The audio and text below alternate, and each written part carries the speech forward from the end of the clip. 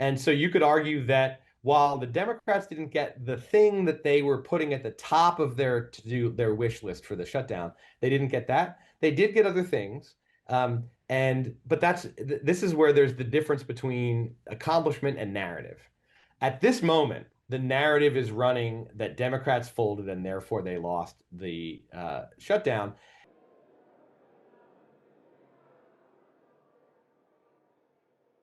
On this vote, the yeas are 222, the nays are 209.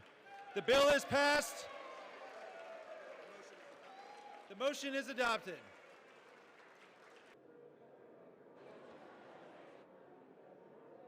What will be interesting, and this is always interesting in following politics, is narratives change. The news cycle moves on. Somebody thinks up a different set of talking points. The Democrats figure out a way to sell this as a victory.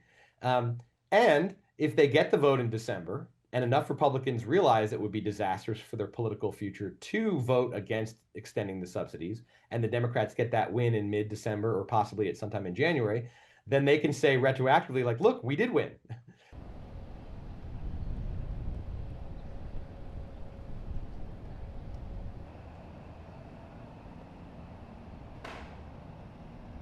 Just as Republicans and Democrats are going to be fighting with each other to control the narrative of who won the shutdown, progressives and centrists in the Democratic Party are going to be fighting each other over the narrative of, was this a capitulation or was this good strategy?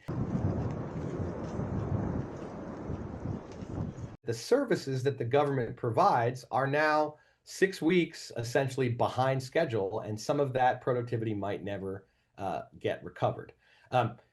Obviously, some of the more direct impacts were, air traffic controllers, canceled flights, delayed flights. That will clean up relatively quickly. That's the kind of thing. Those are really the short-term impacts.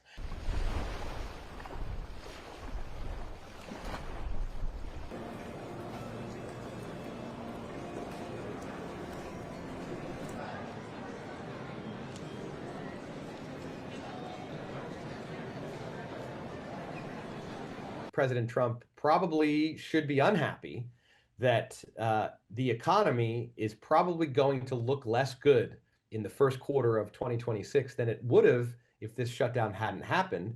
And when you're the president, the health of the economy is one of your primary concerns, whether you're a Democrat or a Republican.